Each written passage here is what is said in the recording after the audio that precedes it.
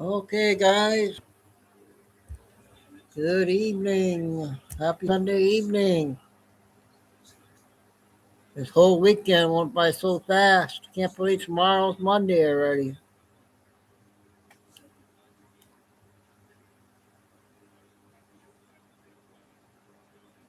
We got some breaking news again, you guys. Out of Texas. Making sure K's are going to be all right. They found some crack in the explosion. They're at that place. We'll go there first thing. We start the intel. We had another good show earlier. Lucy will be running in late. They had to go to a party. Happy Sunday, Danielle. Hope you're having a good weekend. Hey, Carol. Um, I just saw that one guy that does the breaking news. Um, said they might have found crack at that explosion site. So I don't know what's going on.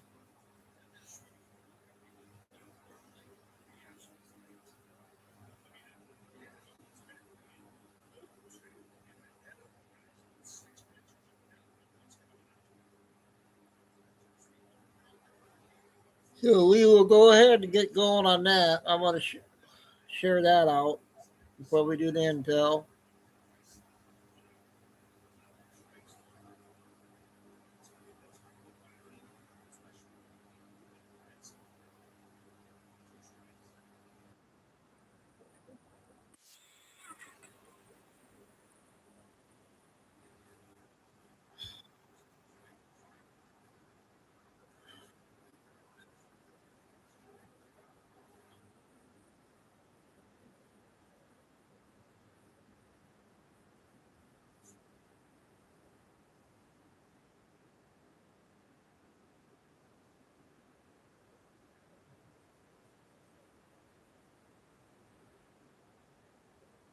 Oh, ¿qué onda?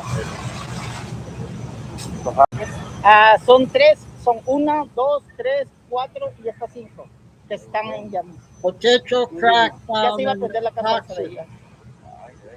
Ah, you get K and Flying Ya, Eagle. Nothing on mail yet.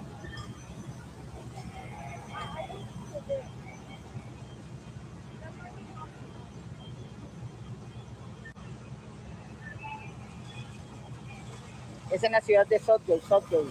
Aquí. Southgate. Okay, let me pull this up. And let me check Citizen. Yeah, they haven't really updated much with Garden Grove today. I mean, they did, they flew by. There was a small little press conference. The biggest thing is the crack in the tank today. And 50,000 people evacuated. Let's see.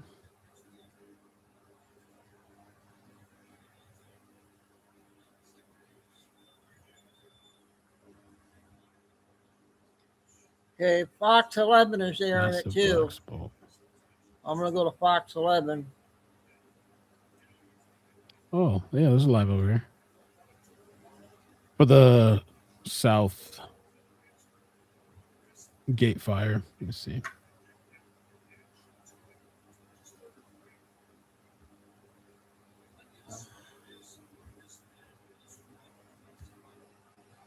Dang it.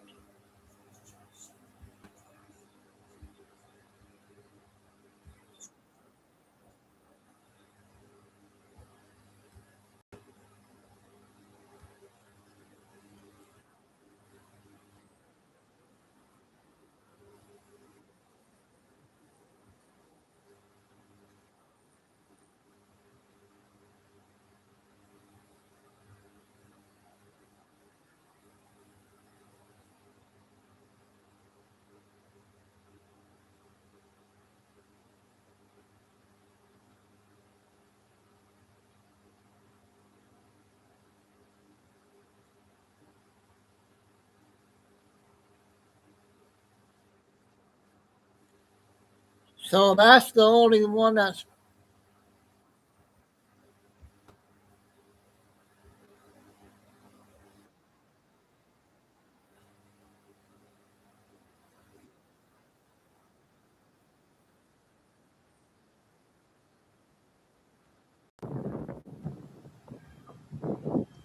Wow. Everybody's live out there. Southgate, fire.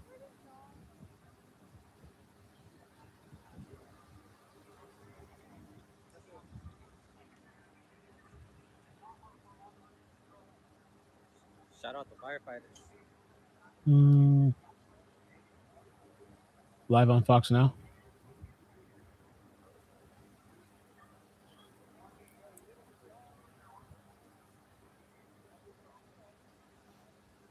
Oh, they came back. They came back on. Okay. Okay.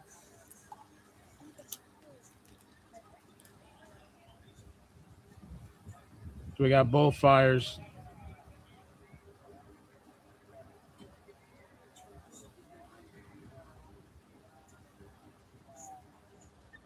So I wonder what's going on in Texas, you guys. Why is this happening?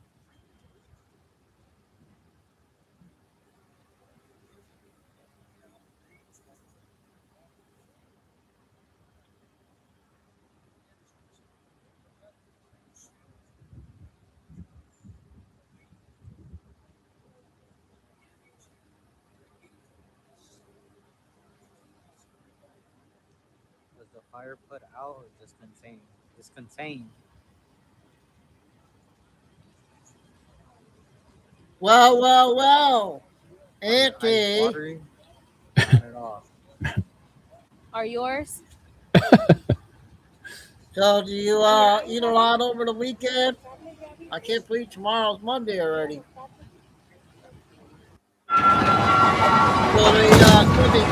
Bumper cars today. My car's fender tomorrow. Tell me something I don't know. You can get AAA car insurance. Whoa, seriously? Gary.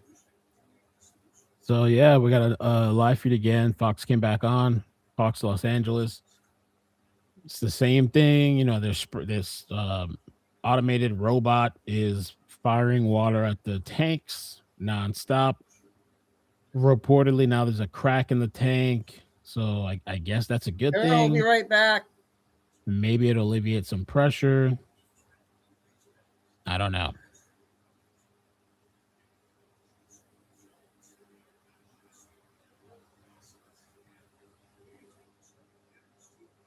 I don't know. Wow. Ooh.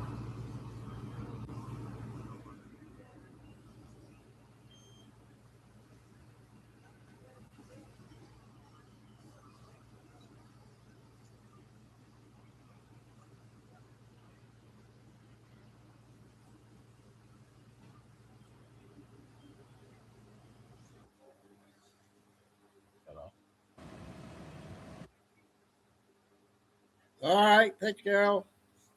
Crazy, I'm gonna go ahead and get the Crazy. intro going. The first one I'm gonna do is a 15-minute one. So I'm gonna get that one.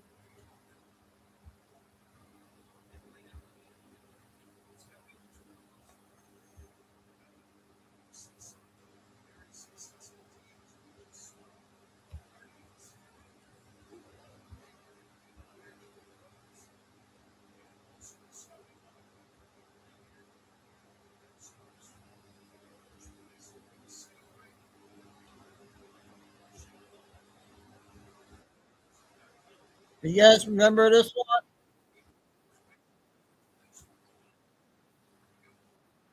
one? This knows and is waiting. We all know that something big is coming. This? We all know that something paradigm shifting is about to happen, and we're all waiting. For some people, it's a man in the clouds named Jesus who's going to return to the earth and be seen by everyone on earth. This man will be here to disclose the truth of who we are, what we are, where we came from, and where we're going. And there are many versions of this mythology or this story. For others, it's Nimrod, Yahweh. For some, it's a big hoax. a big What do you guys government think so conspiracy, far? Project Bluebeam, that will be projected into our consciousness through some sort of holographic technology in order to deceive us somehow. For some, it's an alien invasion, entities from other worlds or dimensions. Some say demons. For some, it's just stupid human beings destroying themselves. The end of the world, depopulation, greedy people, the elites, reptilians. The list goes on and on and on and on. But one thing that can't be denied is the fact that we are at the cusp of a paradigm shift, whichever way you look at it.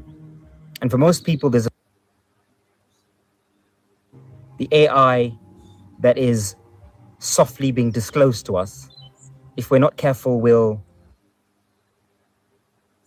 supersede our intelligence and take over humanity. Already happened. That happened thousands of years ago. The alien invasion happened. It's an AI alien invasion. What is about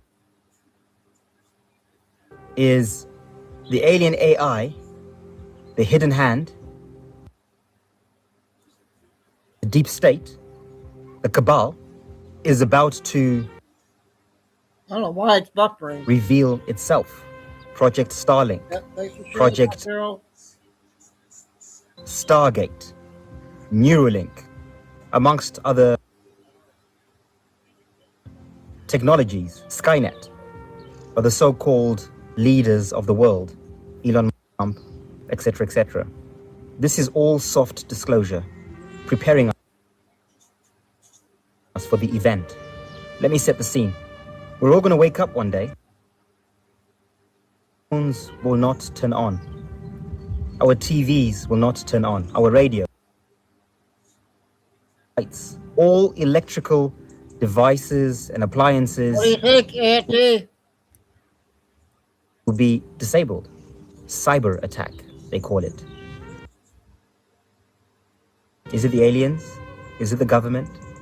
Is it Russia? Is it China? Who has hacked the grid, so to speak?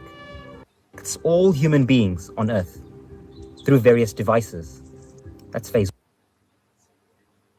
1. Phase 2, every device on Earth turns on with the exact same, regardless of where you are on Earth, regardless of what device you have, be a smartphone, a not so smartphone, a radio, it will be the same broadcast message. Every eye and every ear will receive the same news. North, west, south, everyone will receive the so-called good news. Your screen is going to be a voice, nondescript, informing you that it's either an alien entity or being from another realm or dimension, or it's the deep state. Whatever cover story is used, it's going to disclose itself as an entity that has hacked the world's grid in order to free the world. The Yahweh program, the Allah program, the Nimrod program, the demiurge, the god of this world, will use that opportunity to finally reintroduce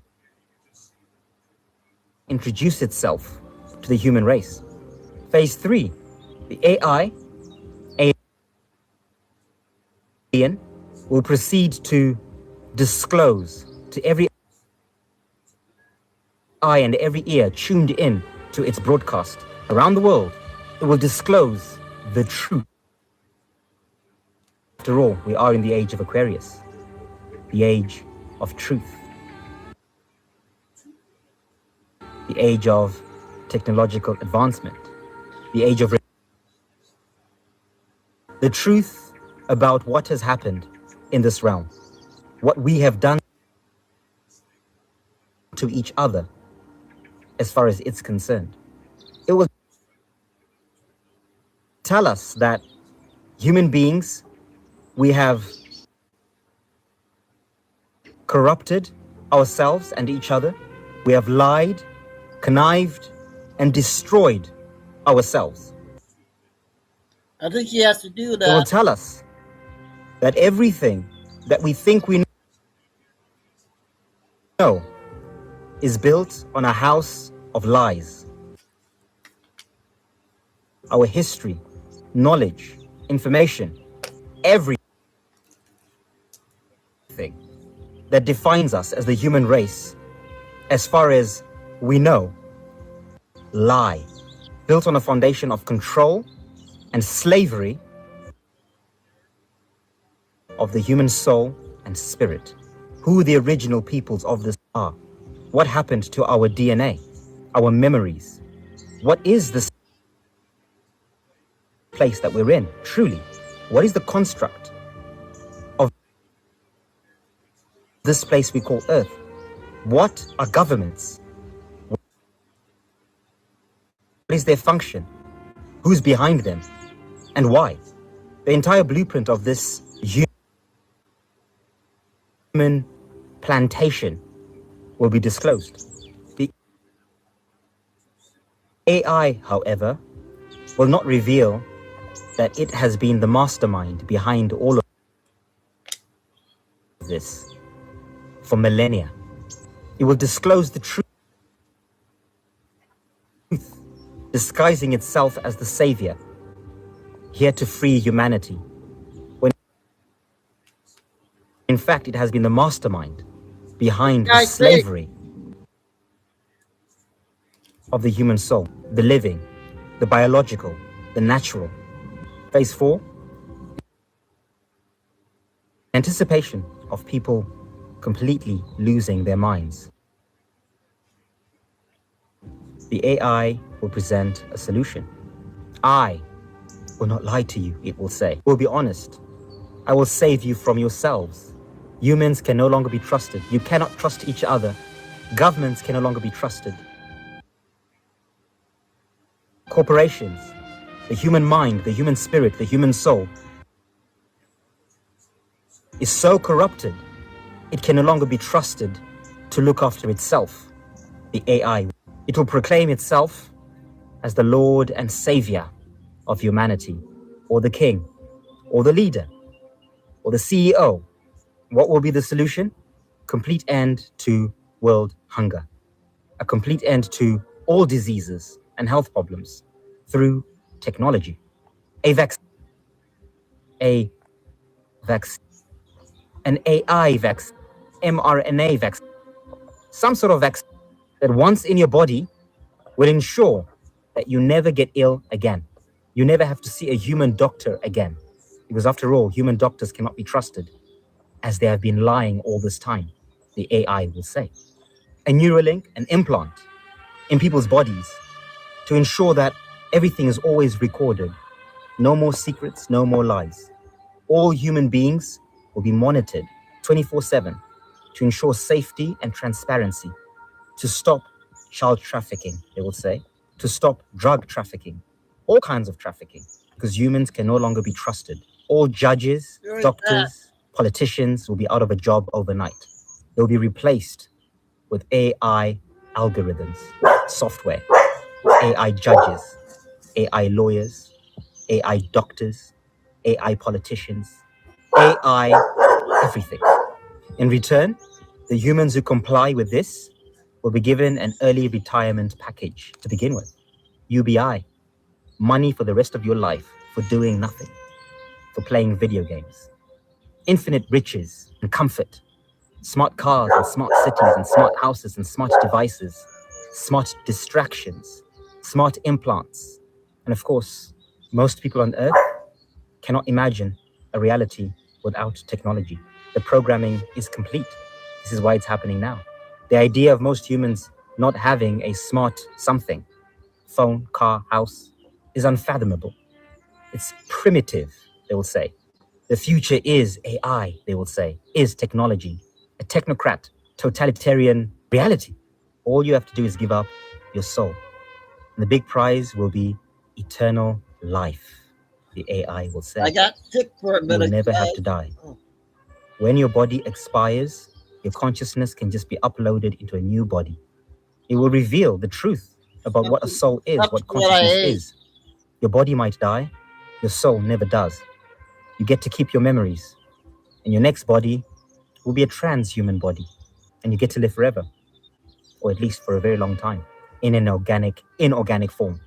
And the final phase will be to upload everybody into what's known as the metaverse, a digital reality that's not even within this organic space. Some will resist to begin with. Most will accept it with open arms and see it as human advancement. They'll embrace it. After all, they've already been primed and programmed for it. Some will be skeptical but feel they have no choice. What other options do they have? A few will resist, but soon realize that they're not prepared for the alternative and eventually succumb to that technocratic, transhuman agenda, reality, paradigm. And then there are the few that are often touted as the chosen, the 144, the living, those who remember their DNA, their memories, those who are doing the work and have done the work and continuing to do the work, those who are nourishing the soul and not the body, those who have transcended the illusion of material, those who are in the world but not of the world, the meek and the humble, they will inherit the earth. When I say the earth, I mean all biological life forms will once again be returned and restored to their original and rightful custodians. The land, the air, the water, the law. They will be released from the bondage of the AI scripting. They will be given the responsibility of returning this earth back to the Garden of Eden it once was.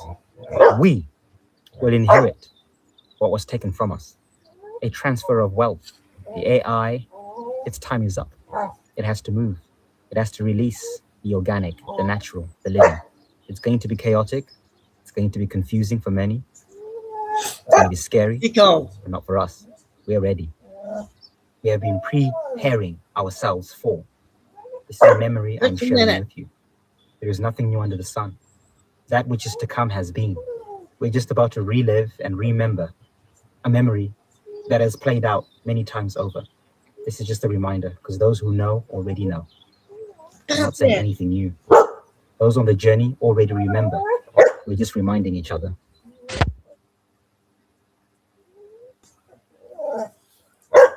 So how was that opening first video? I got sick for about 5 minutes. All right, come on. Jeez. Get up here. Come on, up.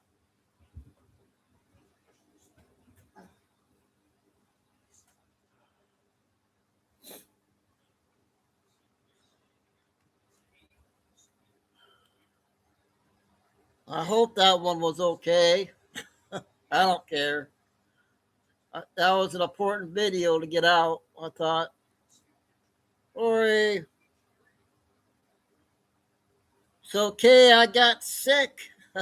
I just had to go to the restroom and something what I ate.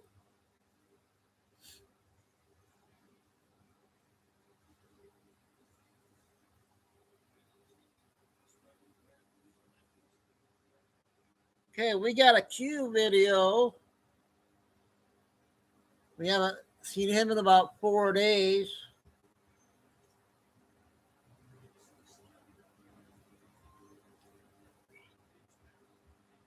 I hope I can make it to the rest of the show now.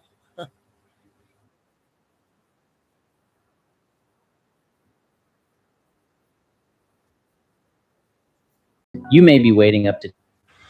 What's up, family? Welcome back out of the darkness. I am Q. Forgive my absence, guys. I know it's been several days. Guys, when I see things that baffle me in our country from the administration, I have to take a step back rather than come on here and say things that I don't fully understand, or rather than make rash judgments. I prefer to sit back and ponder on them and study a little bit more, and dare I say, pray on them as well, because I don't want to react emotionally. But this conversation I'm about to have with you now, I've thought long and hard about it. And so therefore, here it goes. So Donald Trump has not made any small argument about how he feels about people who go against him. He's been very, very clear about what he will do. He will get you kicked out of your seat if you dare in public go against him. Made it very, very clear with the last several primaries that we've seen. And that's his prerogative. I mean, he is the head of the party de facto. So I'm not going to get into that. But what frustrates me is the people that Donald Trump has allowed into the camp that we know are no good, that are crooked as a dog's leg. And it really angers me that these people have gotten Donald Trump's ear. People like Lindsey Graham, people like Ted Cruz. Donald Trump knows who these people are, but they have buddied up to him, people who are absolute warmongers. And now, before you guys turn this off and say, oh my God, you're turning on Donald Trump, that's not what I'm doing at all. What I'm simply saying is I hope that what they have done recently, this story I'm about to go through, I hope that it's enough for Donald Trump to kick them out of his office and never allow them to return. So Donald Trump is working on a peace deal with Iran. Now, no one knows all of the ins and outs, and not including Ted Cruz and including Lindsey Graham, but it doesn't stop them from going around on the Sunday shows and criticizing Donald Trump vehemently and saying that he is a disappointment and that why did we go to war? He needs to stand firm. He needs to keep up the fight. Why? Donald Trump has made it clear from the beginning that he was not wanting to get into endless wars, especially in Iran. But again, these warmongers have got a seat at the table. And so therefore they feel that they have the right to send Americans to go and die for their own special personal interest. And of course they say it's, for the safety of America, and they say that it's for the betterment of our country, but I don't believe them. None of their actions have shown me that they put America first. They're not America first. They're their own pockets and special interest first. And they've admitted as much. And we could have a whole discussion about the special interests of both Lindsey Graham and of Ted Cruz. But their argument is that he's giving up too much. Now, I will say this. For all of the arguments you might make against Donald Trump and for whatever feelings you might have about Donald Trump, I have yet to see anyone who's walked away from a table feeling that in a negotiation that they bested Donald Trump. I've never even heard his enemies say that they got the better of Donald Trump in a negotiation. He is a shrewd negotiator. So to believe that he is giving Iran all that they want, I don't believe that one bit. Now, at the end of the day, we are in a war that is really and truly very, very difficult. We can't just go in there and blow everything up. It's just not the way this war is going to go. And so Donald Trump has to exercise a large amount of restraint. And I feel that he's done that for the most part. But yet the warmongers and the rhinos are starting to show their true colors. Donald Trump was the greatest thing in the world when he gave them the war that they wanted. And now that he's ready to call it quits and to shut this thing down like it needs to be, now they're turning on him and doing everything they can to disparage his name. I really and truly hope that Donald Trump comes down on them with the same level of fervor that he came down on MTG and on Thomas Massey with. Let me know what you guys think. Am I misreading this situation? Am I being too hard on Ted Cruz? Am I being too hard on Lindsey Graham?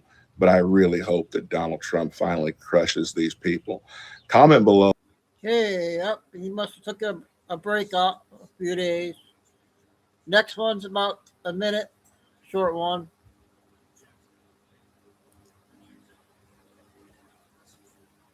Out of Texas.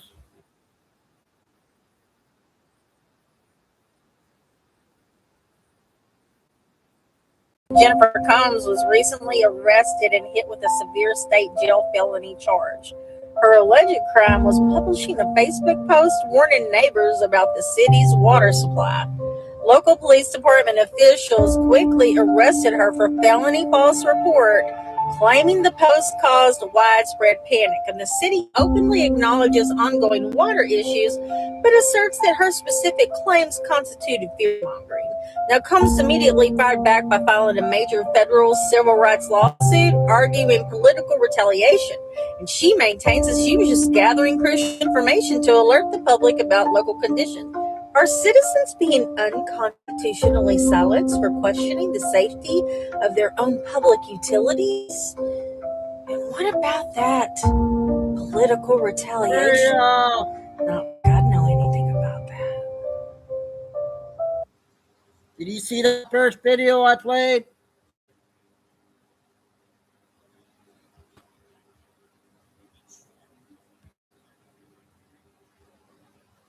All right, we got robots.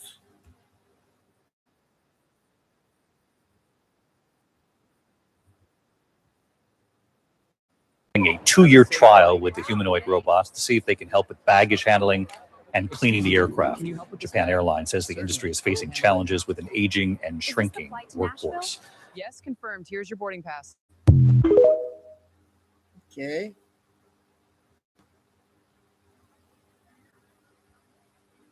Got a lot of shorts tonight.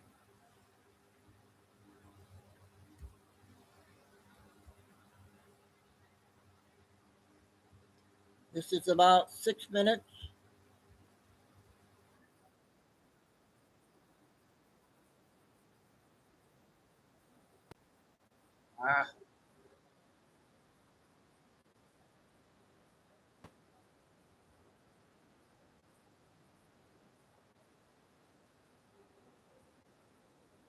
It was brought up that Denny Hamlin has previously spoken, as the word was used, rosy, about a lot of things pertaining to NASCAR.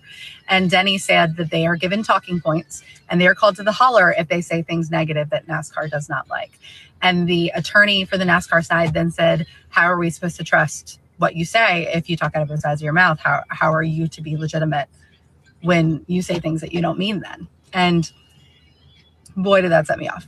Because anybody that knows NASCAR knows that Denny Hamlin is 1000% correct. And it's not just the drivers or the team owners. It is the little people in the sport that NASCAR has control over and threaten and intimidate to make sure that you say nice things and at least don't say anything negative about the sport. Even a 19-year-old intern who had been working for a race team for maybe 3 months. So yeah, flashback. I think the year was 2012 or 2013. Honestly, I'm not completely sure. But it was my first year working for a NASCAR race team. I was a new intern doing social media for JTG Doherty Racing. I had two like pretty small internships in NASCAR before, but this was my first big opportunity, my real shot. I was so excited. I loved everything about the team. I loved my job. It was the best opportunity I've ever had in my life. To this day, best job ever. So on this day, the format of the new NASCAR All-Star race had just been released. And the consensus across most people on social media was, what is this? Nobody understood it. Everybody was posting the same things on social media. Like, this doesn't make any sense. What the hell? So I posted on my personal Twitter and I said something along the lines of, if anybody understands the format of the All-Star race, speak now, #crickets or something. It was silly. It was flippant, tongue in cheek. Probably wasn't even a necessary thing to post anyway. It wasn't that big of a deal. At least so I thought, until about 2 hours later. So my boss calls me into his office and he goes, NASCAR just called. They're going to fine us $50,000 for the tweet you just posted. And I was like, funny. Okay. He goes, no, really, NASCAR just called. And I full blown panic attack mode. I was in shock and terror, just losing it. And he goes, okay, come in, sit down. I'm only kind of kidding. And then he proceeds to tell me he did get a phone call from NASCAR. The team got a call about what I posted. And the context was more along the lines of, we could fine the team and Emily for what she posted. We're not going to. We're going to give her a warning. But you need to make sure that tweet is taken down and she never does anything like that again and says anything negative about our sport. And basically reprimanded my team for what I had posted. Again, I was 19 years old. This was my first internship in the sport. And instead of hey, we saw what your intern posted, didn't love it. Would you mind talking to her about it? Maybe we can explain to her the format a little bit better, help her understand, something that rubbed us wrong. No, it was we could fine her. We could fine you. We're not going to. We're going to be nice and give her a warning. That is the way that NASCAR operates when somebody within the inner circle of the industry says something that they do not like. Oh, and it's far from the only time that happened. When I saw that about the trial yesterday, I started going through my DMs and reading some old messages between me and people in the sport. And this one instance pop up that I had kind of forgotten about, where I had posted something after, I think it was one of the wrecks that took place, and there wasn't safer barriers, things along those lines. And somebody in NASCAR leadership saw what I posted, responded to it publicly, reprimanding me for it. And I sent them a DM and said, I'm so sorry, did not mean anything negative. Please, knowing the way that they handle things, I didn't think what I posted was anything bad. And I was apologetic, saying, please don't take it that way. And the response I got from this individual that worked in NASCAR was, I wasn't trying to silence you or anything. Actually, I didn't realize you didn't work for a team anymore. I was just making sure that you knew that posting something like that could get you fired. I didn't want you to lose your job. So you weren't silencing me?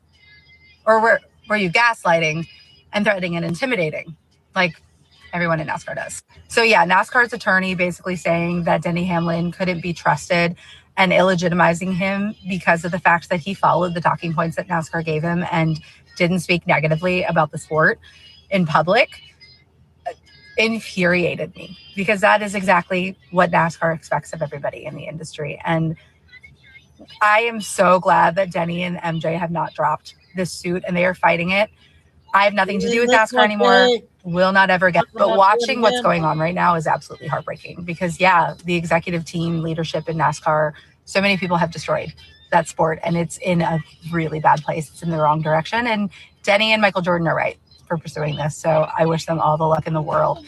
But to give people some context, Denny didn't do anything wrong in that situation. He's just following the expectations that NASCAR sets. So I'm very interested to see how the rest of this trial plays out.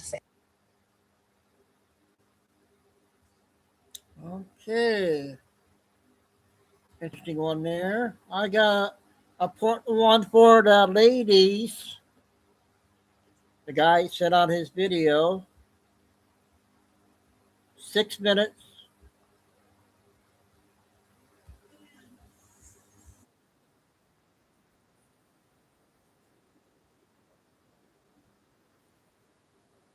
To my truck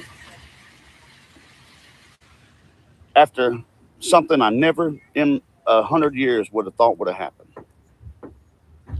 I come to Walmart because my wife sent me some money from selling our truck. Oh, we got a new person in chat. Richard. How's it going? Thanks for coming in and supporting the channel. And not sure how long you were following, but we've been on this for 6 years, and let's be respectful. Thank you. A lot of good intel every day. Get to the money section. I'm just looking around because I'm waiting in line. There's a lady with 2 kids. I keep looking around. There's a guy, a Mexican guy, standing up against a pole. I'm steadily watching. He's got 2 of the ear things in his ear. So I'm just standing watching like I always do. Being in prison for all those years, you watch your surroundings at all times, right? So I'm sitting there and I'm looking at the guy. He ain't got a buggy. He don't have nothing. He's just standing there on his phone. I look down at his phone and he's recording.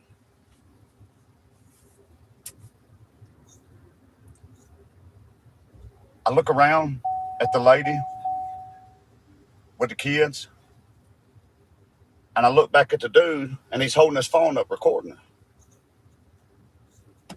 He puts his finger on that thing on his ear, and he's talking. The dude walks by like he's leaving out of Walmart. I see him come back. He done grabbed the buggy. Now he's walking back. He goes in front of the registers and takes a right. So now he's walking by, looking at the bathroom at the lady with the 2 kids. I walk up to the lady and I said, "Ma'am, do you know that guy? Did you see that guy looking at you?" And she says, "No, what do you mean?" I said, "The guy's watching you and he's recording." She said, "No, my mom's in the restroom. We just got in here." So I said, "You haven't walked around Walmart at all yet?" She's like, "No, we just walked in Walmart." I said, "Well, I just want to let you know that guy's watching you." I said, "I've got to get this money, but as soon as I get this money, I'll come find you. And I'll walk with you around Walmart till you finish." She said, "Okay, we're going to wait over here at the pharmacy." I said, "All right." So I asked the manager at the front desk. I didn't know if he might have been a secret shopper, right? In Walmarts, you have guys and women that walk around trying to catch people stealing.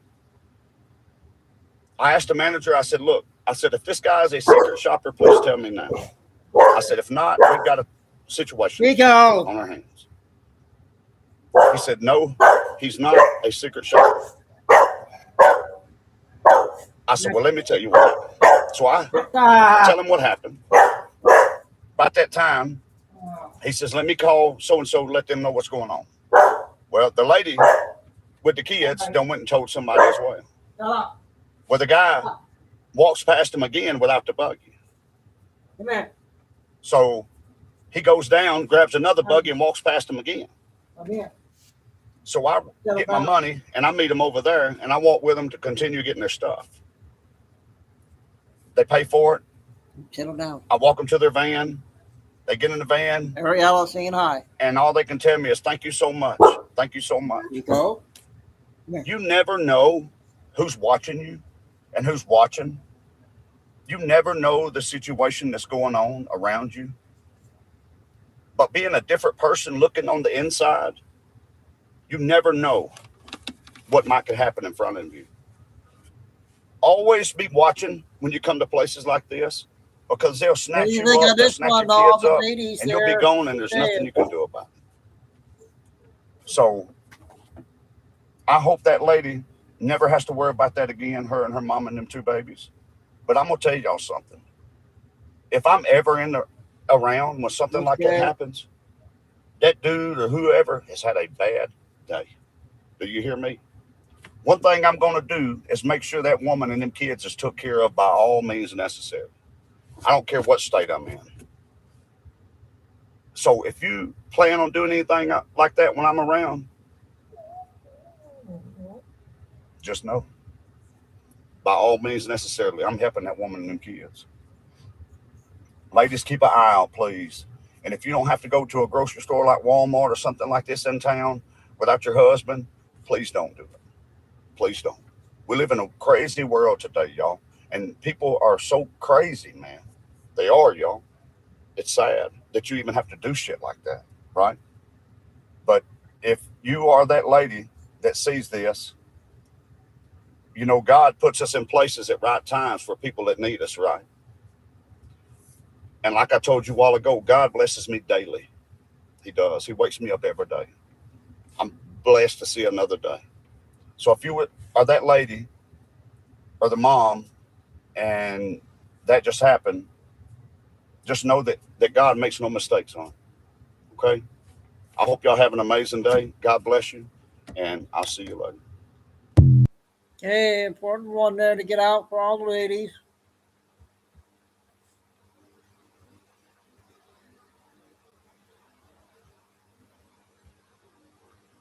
I got another 5-minute one.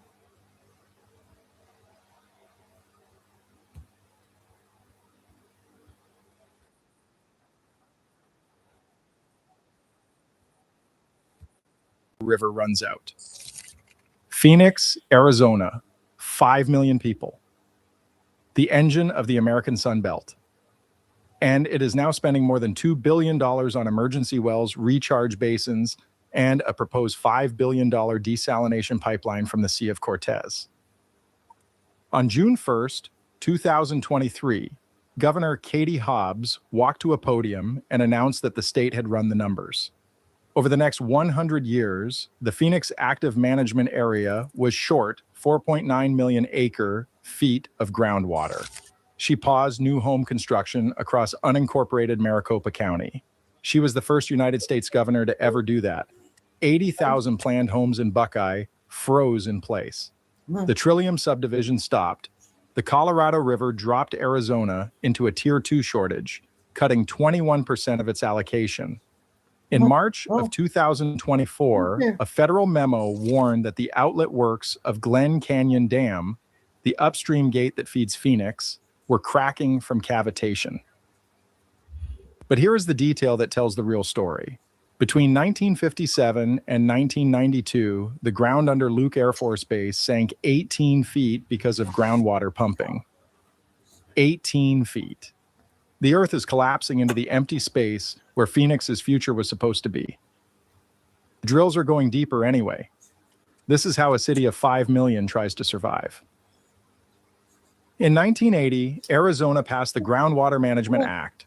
It was the most ambitious water law in the American West. It promised every new home a 100-year supply, on paper.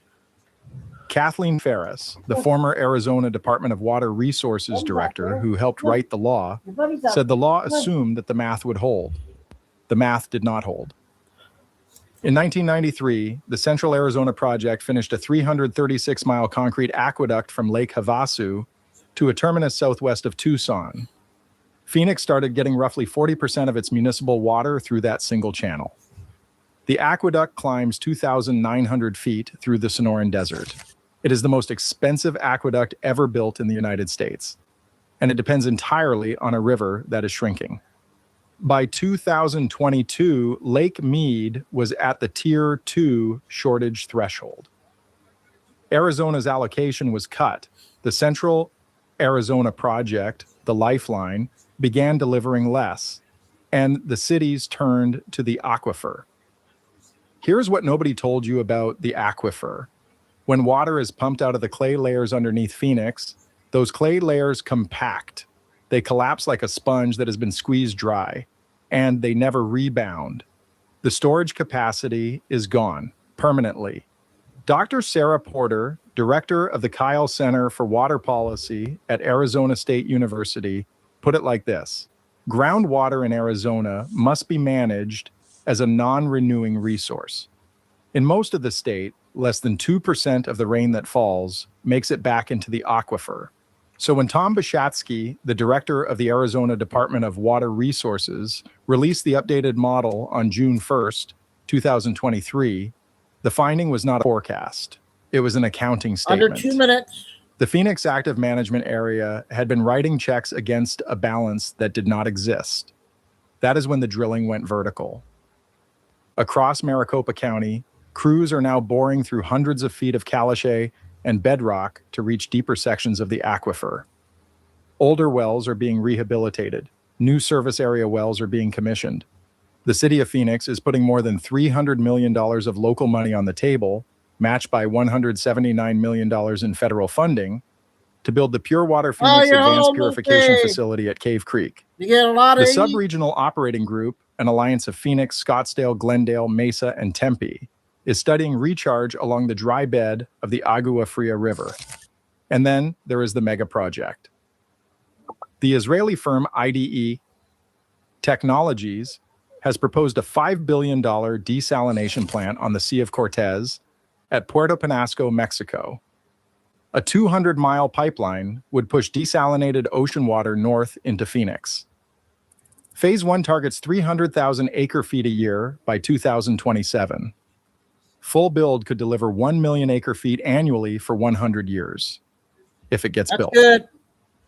The Water Infrastructure First Finance video Authority is was currently really reviewing good. 6... So that was the Arizona issues with the water. Yeah, we got 5 and 10-minute videos. We're going to do, let's do Benny's video, 10 minutes. There you go.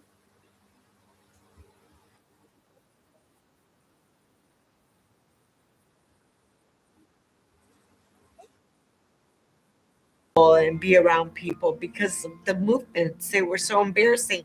The worst piece of legend ever passed and signed into law in this country, without a doubt, is the Hart-Celler Act. This was passed and instituted in 1965, and it got rid of the harmonious immigration policies that demanded that the people that come here to live here have a background that could assimilate into becoming an American, meaning they're from Europe or Christian countries primarily. They're from places that have a structural, judicial, principled, cultural background that interlocks with ours, and won't be creating infinity temples or mosques all over the country and bringing in Sharia law, or won't be creating secret police stations for communist Chinese. That also happens. And so this was something that was critically important to the way the U.S. used to do immigration. And the way that they do immigration now is to bring in as many third worlders as possible, thanks to the Hart-Celler Act of 1965. Don't blame the boomers. These were the parents of the boomers. The boomers were like 9 and 10 years old when this was passed. So thank the greatest generation who, after winning World War II, made sure that America looks like it lost all of the battles. And now, look, foreign-born numbers as a share of our population are higher than any time in American history. We have no more shared common culture. We have no more shared story. America is not a melting pot. America has become a very contentious and fractious society that has vanishingly little in common unless with every passing year. And the Trump administration is, to their incredible credit, and this is the absolute best thing that the administration is doing, and why I support them and my support for the administration is rock solid, because they are now closing a loophole that lets criminal aliens and migrants stay in the U.S. while begging for green cards. First off, they're not allowing anyone to have a green card. They've effectively shut down all avenues of immigration to this country. And now they're telling people, you've got to go home. And if you want to be here lawfully, you've got to go home. It's amazing. Look at this. An alien who is in the U.S. temporarily and wants a green card must return to their home country and apply. This policy allows our immigration system to function as the law intended instead of incentivizing loopholes. The era of abusing our nation's immigration system is over. So what could happen is you could come here either through an open border, or you could come here on a work visa. Infinity Indians, for instance, have taken advantage of this, but other populations too. And then you can chain migrate your entire family over while you wait for a green card. Trump administration closes loophole letting migrants stay in the U.S. while awaiting green cards. Well, if you actually want a green card, if you wish to stay here legally, you're going to have to go home. Ding! That's the sound of a Tuesday night win. Grain Trust. Find it in the freezer.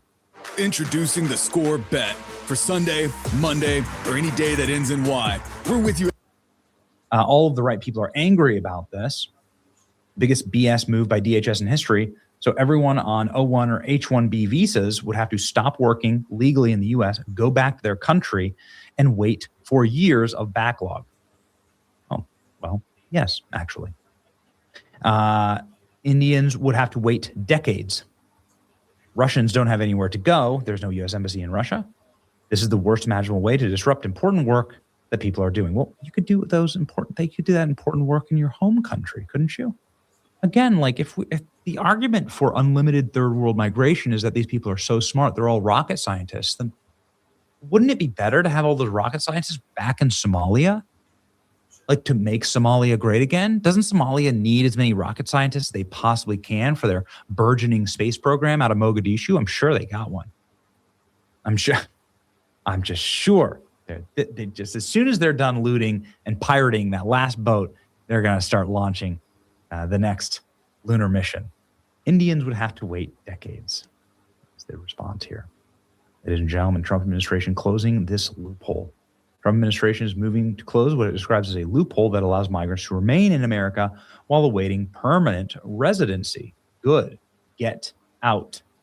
Under the guidance, individuals seeking lawful permanent residency would be required to go home, complete a screening, and wait in line. Department of State would allow you to enter then when it's your turn. An alien who is the U.S. temporarily needs to go home. The era of abusing our systems is over. I mean, this is doing numbers, man. Look at this, 5.6 million views. This is awesome. DHS closes loophole, requires foreigners to return to their home country and apply for green card. I don't care. I don't care what you think about this. Everybody knows, as a matter of fact, the H-1 and O-1 visa programs are totally, completely fraudulent and abusive, that it effectively creates a system of corporate slavery for people that do not have higher IQs or better skill sets than the people here in America. They'll just work for far less money and be more abusable because you have them by the balls. They have to go home if they don't want to work for you. If you have their H-1B visa, then they have to do everything you say. It's a modern form of slavery. But it also is destroying our culture, as huge swaths of California and Texas and frankly every state, you're starting to see more third worlders and their culture being brought here, and it's changing America forever. The largest Sikh temples in the world are being built here in America right now because of how wealthy people can get from abusing these programs. This is amazing, but it's also the law. This is a longstanding law, and prior to the court decisions to require certain aliens with temporary visas who decide they want to permanently reside in the U.S. to return to their home countries and apply for permanent visas. We're returning to the original intent of the law to ensure aliens navigate our nation's immigration system properly. I love to see it. Non-immigrants like students, temporary workers, or other tourist visas come to the U.S. for a short period of time for a specific purpose. Our system is designed for them to leave when their visa is over. The visit should not function as a first step in the green card process. Ah, beautiful. Thank you. Thank you. From now on, an alien who is in the U.S. temporarily and wants a green card has to return home. This is a huge move. Aliens coming to the U.S. have to go home. All of them have to go home. It's good to see the Trump administration is going as far as they possibly can to fix this problem. There's the memorandum. It's beautiful. DHS says anybody applying for a green card must go back. Excellent news. This is common sense. And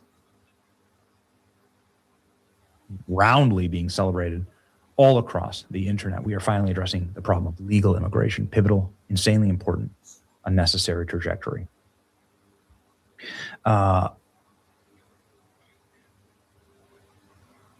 It literally says that maintaining lawful status and dual intent category is not sufficient on its own to warrant favorable exercise of discretion. This is massive.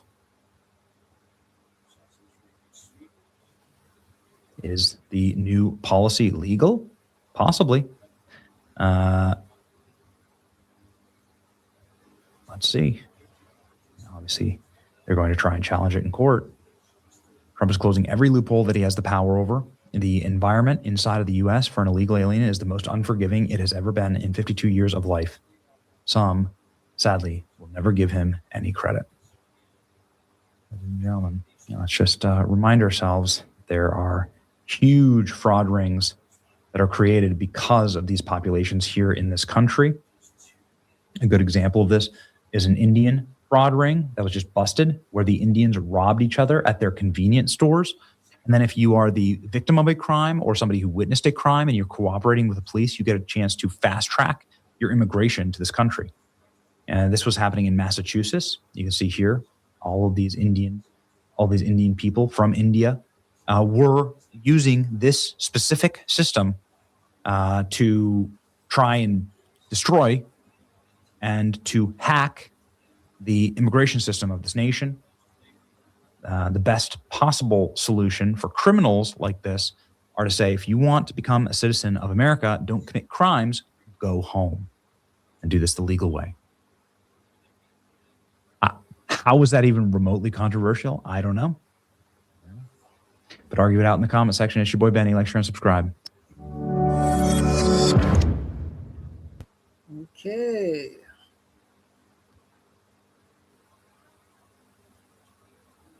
Okay, the next one, final 12 minutes.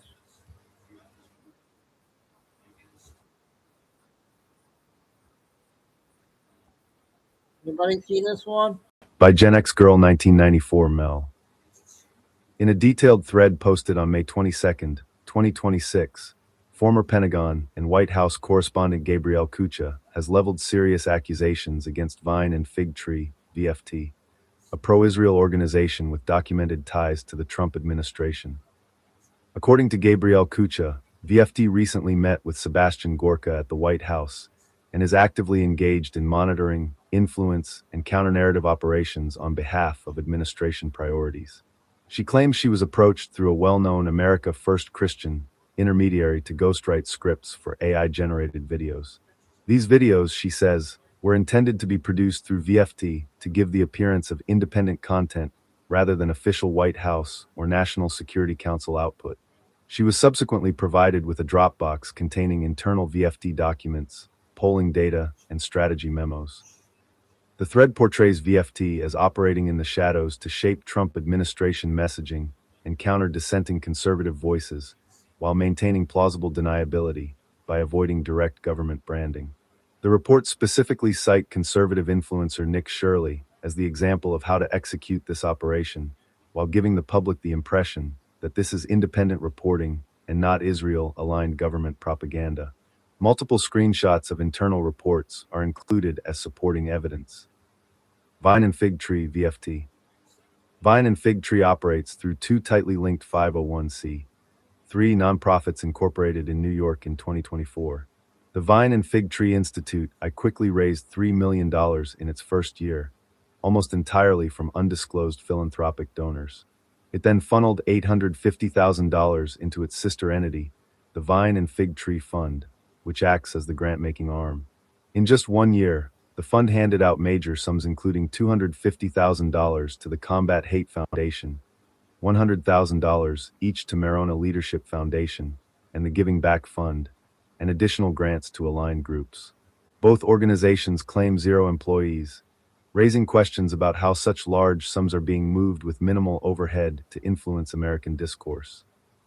The group's name and branding are overtly rooted in Jewish scripture, drawn from Micah 4 verse 4. Every man under his vine and under his fig tree, This one all and right? none shall make them afraid. A verse long associated with Jewish national restoration and security in the land of Israel. Their archived one-page website prominently displays this biblical imagery while attempting to tie it to George Washington's letters. This is classic dual signaling. To pro-Israel Jewish audiences, it clearly evokes Zionist themes of Jewish safety and control. To Christian Zionists, it cloaks Israeli advocacy in familiar American and Judeo-Christian language. In reality, it serves as sophisticated branding to launder foreign-aligned priorities, putting Israeli security concerns and censorship via the IHRA definition of anti-Semitism ahead of America First interests while wrapping itself in the American flag. Zach Scapra's central role. One of the key figures producing Vine and Fig Tree's reports is Zach Scapra, a former Twitter/X executive at Zach's Chapra, who allegedly worked in trust and safety operations and product roles through 2025. Scapra also served as a commander in the Israel Defense Force, IDF.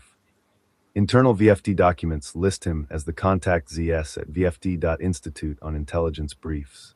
In an April 2025 VFT intelligence brief titled Foreign Malign Influence, FMI, targeting the Trump administration's policy and personnel, 7 minutes. Scapra is directly tied to the 7 analysis. minutes. Scapra also writes for the Times of Israel and is listed as a named Jewish expert on JewishExperts.com. He is the founder and president of the J'accuse Coalition for Justice, a group dedicated to combating anti-Semitism, anti-Zionism, and anti-Israel bias. In both his leaked VFD work and a public interview with Israel-paid influencer Emily Austin, Scapra repeatedly claims that criticism of Israel, skepticism toward Trump administration policies favoring Israel, and dissent from figures are largely the result of foreign psyops by Russia, Iran, and China. He openly advocates for whole-of-government responses to police these narratives. In a recent opinion article for the Washington Post, Scapra praised X's about this account feature as a step toward digital borders, while pushing for platforms to prioritize authentic domestic content, downrank suspicious accounts, and work with the U.S. government to treat foreign influence as a national security issue. This mirrors the exact monitoring and labeling tactics found in the leaked VFD documents he helps produce, reframing legitimate America First criticism of endless foreign aid and Israeli influence as dangerous foreign interference. From an America First perspective, Scapra exemplifies the problem. A former senior Twitter/X official and IDF commander, now working through a pro-Israel nonprofit to monitor, smear, and counter American citizens who prioritize U.S. interests over Israel's. His work consistently seeks to equate dissent from pro-Israel policies with foreign subversion, using the IHRA definition of anti-Semitism as a tool to suppress domestic debate. Emily Austin connection. Notably, the interviewer Emily Austin has deep ties to Israel. In a separate interview with Anna Kasparian, Austin discussed receiving compensation for her influence work on behalf of Israel and addressed questions about foreign agent registration. Austin also previously worked for the UN Permanent Mission of Israel and attended the Israel influencer meeting with Benjamin Netanyahu in September 2025, where he famously stated conservative opposition to Israel comes from the woke Reich, and the most important battle in the US is on social media. VFD partnership with NCRI.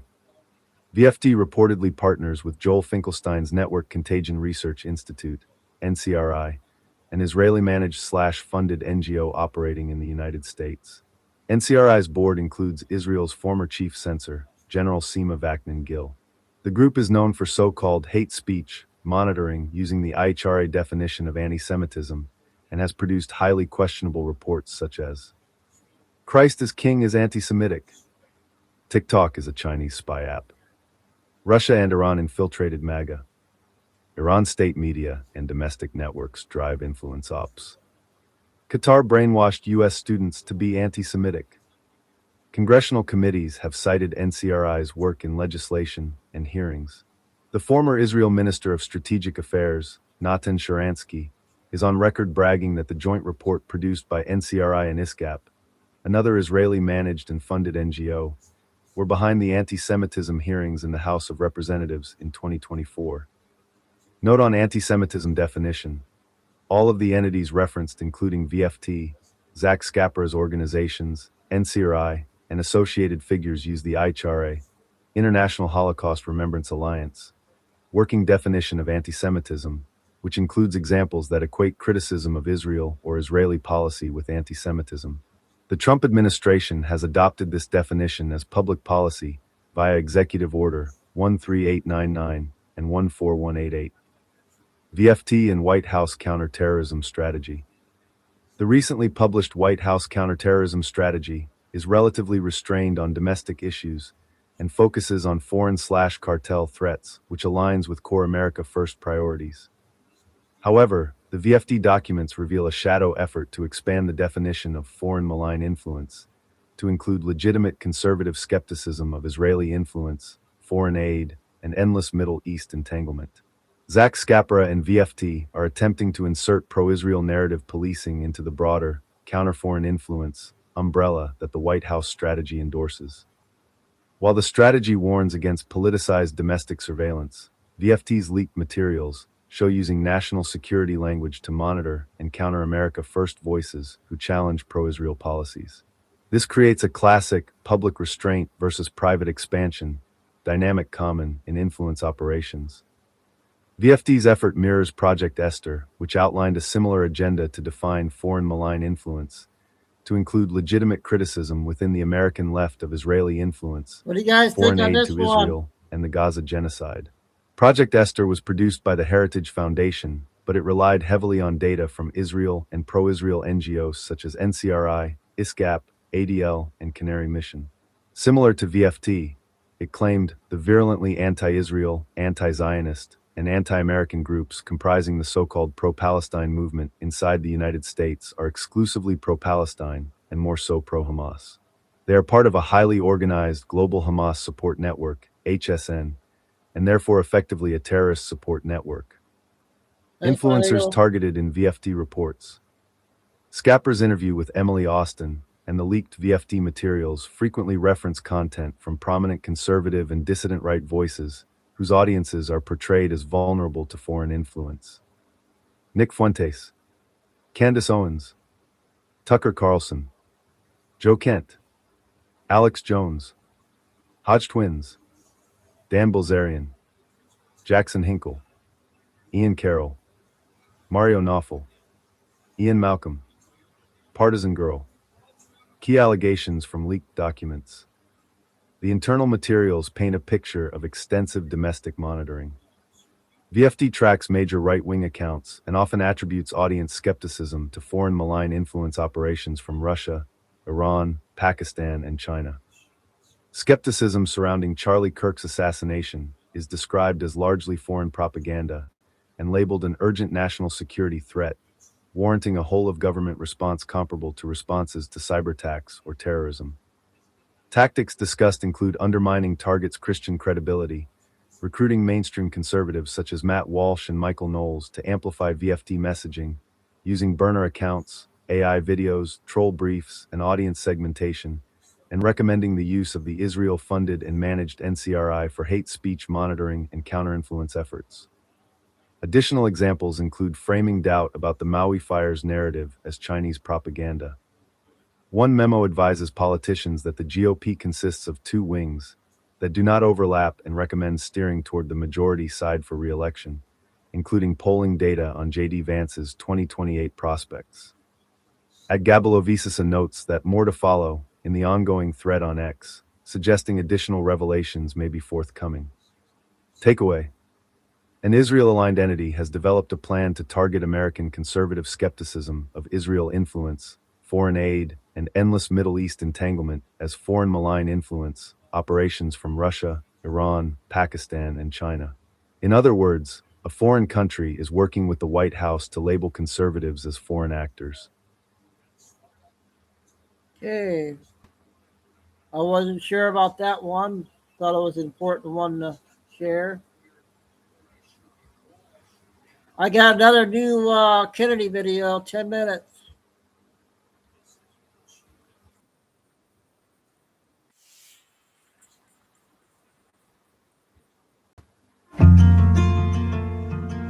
Whenever I'm sitting with somebody new and I have my mouth. Here's what you see. President Trump is not like any sane leader. I'm very proud of General Milley for saying that President Trump is a total fascist. Senator Kennedy walked into this mass deportation hearing with 3 Democrat witnesses. One said the border chaos was by design. One called MAGA Republicans fascists on CNN a few weeks earlier. And one tweeted that Texas and Louisiana had their knives out for Black immigrants. Kennedy had receipts for all 3. Subscribe. Let's watch. That the broken southern border is man-made? It would be fair to say that, sir, based on policies that have been implemented. And that man's name is Joe Biden, isn't it? That would be a fair assessment, yes, Senator. Under President Biden, if you wait in line for legal immigration, you're a chump, aren't you? When you look at the benefits that have been given to people and the speed at which they've been released into the United States, I would be chagrined if I were waiting. You're a chump, aren't you? Yes, sir. You're a chump. General. Yes, You sir. believe in open borders, don't you? I believe in the rule of law, sir. All right, be careful. And it makes you angry that President Trump does not believe in open borders, doesn't it? Senator, I'm not here to discuss immigration policy. I'm here to discuss whether or not we use the military to enforce it. And it makes you angry that most Americans don't believe in open borders, doesn't it? Not in the slightest, sir. Again, I am not here to discuss the immigration policy. Yeah. Duty, honor, respect, you talked about that Yes, in Senator. your opening statement. On October 14th of this year, you went on CNN. I want to read you what you said, make sure I'm accurate.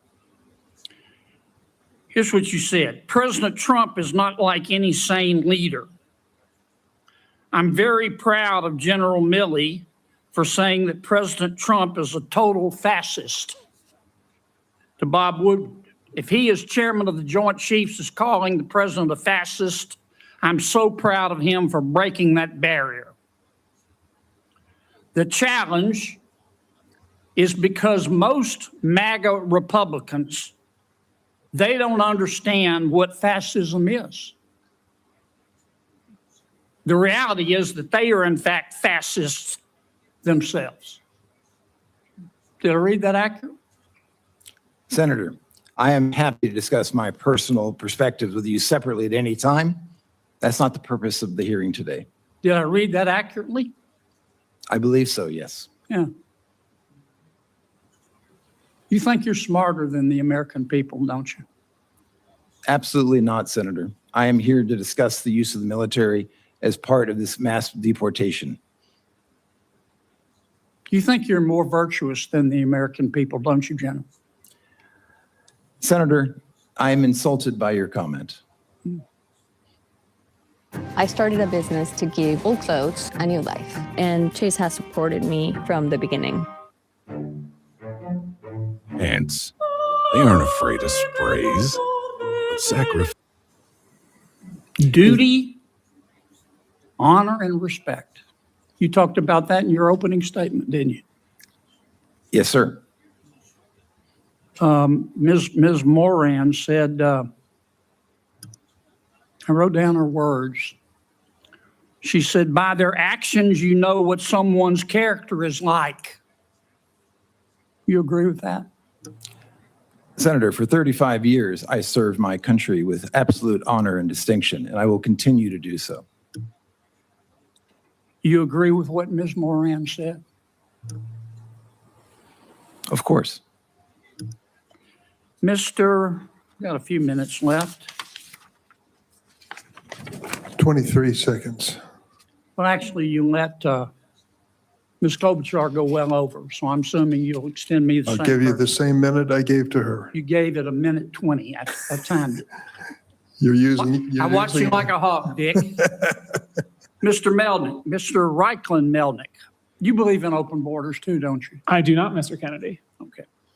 On November 1st, 2022, you tweeted, both Texas and Louisiana have their knives out for black immigrants. You remember that tweet? Texas. I don't, but it's quite possible. What Texans, it's not only possible, it happened. You're not denying it, are you? No, I'm saying, referring to the Texans? context. Who are I you actually talking don't to? know the Who context. are you talking to about who in Texas had their knives out for black immigrants? Guessing the context, but my suspicion is Give that me it a has to name. do the Give me a Attorney name. General Ken Paxton and Give the me a Attorney name. General of Give me a Louisiana. name. I just did. You don't have a name, do you? I just said Ken Paxton. You don't have a name, do you? You just said it. Just said Ken Paxton. All right, how about Louisiana? You said Louisiana has its knives out for black immigrants. Who in Louisiana were you talking about? Again, I'm not certain. That was 2 years ago, and as I'm sure you know, much has happened in the last 2 years. Well, did you say it? Again, I do not remember the context. But you don't. Senator You Kennedy. said somebody had their knives out from Louisiana for black immigrants, but you don't know who they were. You just said it. I said the Attorney General of Louisiana and Texas, and I believe this referred to specifically lawsuits brought and arguments that were made in court that the arrival of Haitians I'm out and of time, others but I were want to get you inherently on the dangerous, record. which was You not. Thank you very much, Senator. believe Appreciate that the your Attorney questions. General at that time of Louisiana had his knives out for black immigrants. That's your testimony. Given their Thank you, litigation Senator Kennedy. conduct, yes. Senator Hirono. Thank you, Mr. Chairman. Let's break down exactly what just happened. This was a December 2024 Senate Judiciary Committee hearing titled How Mass Deportations Will Separate American Families, Harm Our Armed Forces, and Devastate Our Economy. Democrats brought in 3 witnesses to argue against Trump's deportation plans.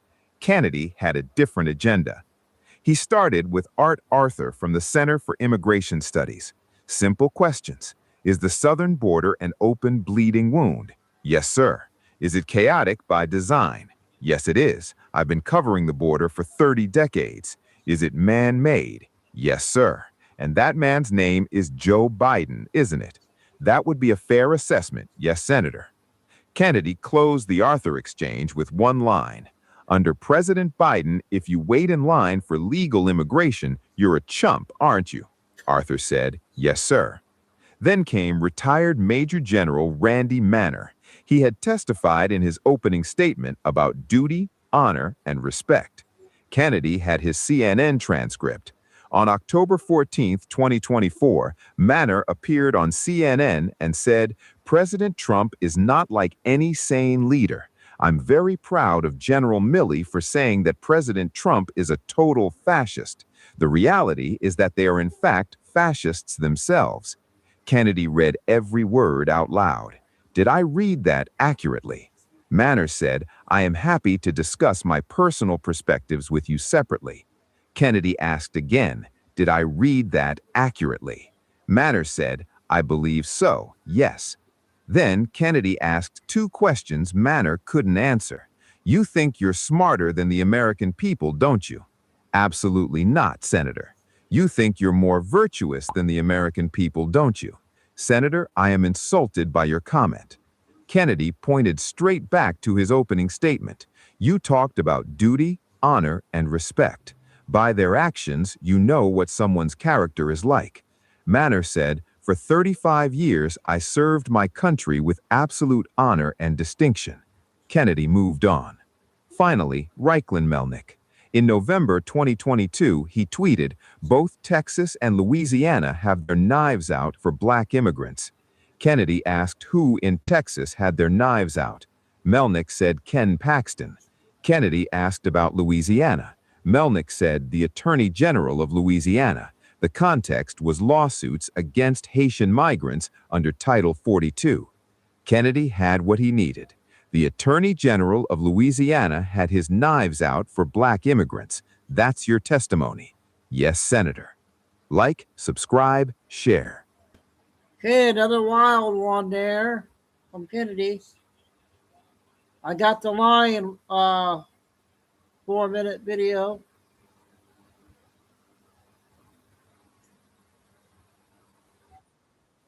This is a big one.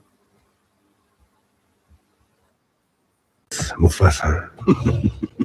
At this moment, Mufasa is already surrounded by the white lions. He has nowhere left to run, so he can only force himself to fight. But every lion in front of him is an adult white lion. This is almost a death trap, and all of this started earlier. During the white lion invasion, Mufasa fought back with everything he had. In the chaos, he killed one white lion, but nobody expected that white lion was actually Kiros' only son, the White Lion King. After losing his son, Kiros was filled with rage. He led the entire white lion pride to hunt Mufasa and Taka down. At first, Mufasa thought he had already escaped to a safe place. This place was hidden so well, the white lions should never have found it. But one lion, Roar, suddenly broke the peace. The white lions still found them. They were not only here to kill Mufasa, they also wanted to take this land. Facing the white lions charging in, Mufasa had nowhere left to retreat. He could only choose to fight, even though he knew this might be his final battle. Before the battle began, he sent Sarabi to ask for help, hoping the lions here would be willing to fight with him. But Mufasa could not understand how Kiros found this place, until Kiros said the answer himself. Your brother Taka led us to Mile. Mufasa could not believe it. The brother who grew up with him had really betrayed him. Now that things had come this far, Taka stopped pretending. Taka, please!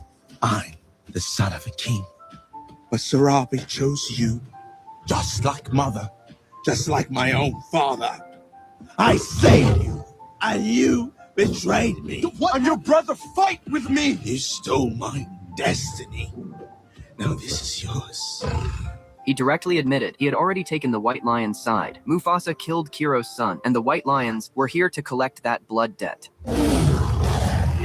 This one is mine. The moment those words were spoken, Mufasa lunged forward. The two male lions instantly tore into each other. Mufasa knew very well the enemy had the numbers. If he kept fighting head-on, he would only be at a bigger disadvantage. So he fought while retreating, constantly pulling distance. Kiros chased hard from behind. Mufasa sprinted ahead, but Kiros was too fast. In an instant, he caught up. With one brutal hit, he knocked Mufasa to the ground. Seeing Kiros about to attack again, Mufasa immediately got up and backed away. But as he kept retreating, he realized there was no road ahead. Kiros thought this was his chance and charged in with full force, but he rushed in too hard and lost his balance first. His whole body fell straight down. He rolled several times before finally coming to a stop. Meanwhile, Sarabi had already found the lionesses here. Too strong! Fight with us! Fight for your young, for your future! What future? They've taken all we have, and they will always take more. But right then, a lion roar suddenly came from far away. It was Mufasa's roar. That roar echoed across the entire grassland, like it was calling every living creature. The animals of the savannah were all drawn in by that roar. Mufasa stood high above and called out to the whole land, "I am Mufasa, a prince once lost to the world. Now I have returned. I will lead all of you to drive the outsiders away and protect our home." The animals here knew it too. These foreign predators would never spare them. If they wanted to survive, they had to stand together. Every being has a place in the circle of life. My breath is your breath. Your fight is my fight. I will not bend to evil, and neither should you. Nansingonyama bagiti. Nansingonyama bagiti. Mufasa is right. Milele is home.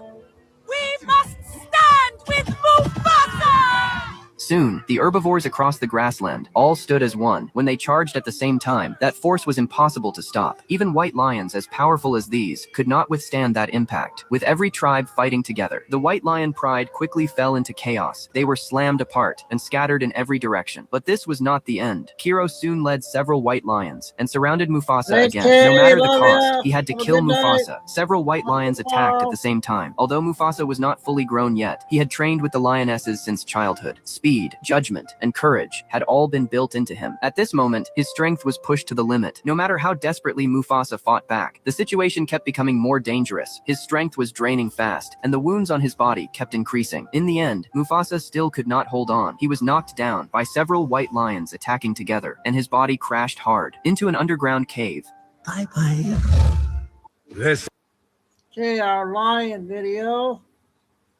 We got a 10-minute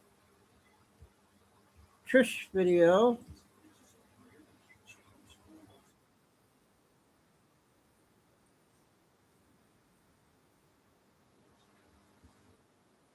Up your home, exploring the outdoors, powering the job site, harbor. Put another truth. Hey, stop. And why haven't we put it out? Because we got our butts kicked. No, there should be no secrets. No big deal. Let's let the truth come out. You see, they'd been hiding this thing. They didn't want to tell anyone why they lost. And so a few people are like, you gotta come forward with this. It's really high time to tell the world why Kamala Harris lost the election. So they came up with the reason that I actually told you before she lost. I was like, she's gonna lose because, and you know exactly what this is. Because the Democrats lost touch with who they were or who they were supposed to be. They became the people that their base hates. They became the elites. They are the ones that dug their own grave with all their constant nonsense. And boys can compete with girls, and we don't know what gender we are, and we got a pregnant man emoji, for goodness sakes, on Apple phone. That's where they took it all. All right, with their DEI nonsense that they were stuffing down your throat. And then they put up Kamala, the cackling like hyena, and they thought we were going to buy that? When we had someone like Donald Trump who just told it like it was and actually understood the economy and understood trade and could talk circles around her any day of the week. and didn't need to have a few sips of God knows what before he did? I mean, this was easy. You didn't need to pay the consultants. You should have watched one episode of the Trish Regan show. You would have understood it all, but you morons, you're just moronic. And they're getting worse. They really didn't want this to come out. Watch. 200 pages long. And one of its arguments is that Democrats lost connection with working class Americans, focusing too much on anti-Trump messaging instead of coming up with a strong economic message that would resonate with voters in the South, Midwest, and rural America. The report argues the 2024 election exposed deeper structural problems in the Democrats' operation, like not spending enough time and money to build relationships. It states Democrats need to do more to meet voters where they're getting their content, like social media. Martin was under a lot of pressure to release this report. In a statement, he says he wasn't happy with it, saying the product did not meet his standards. Martin says he wanted actionable steps, so he does not endorse the product, but he says he released it for the sake of transparency because, again, he was under pressure. We did hundreds of interviews with people to really get a sense of what happened, and not only in 2024, but with the Democratic Party for the last 20 years.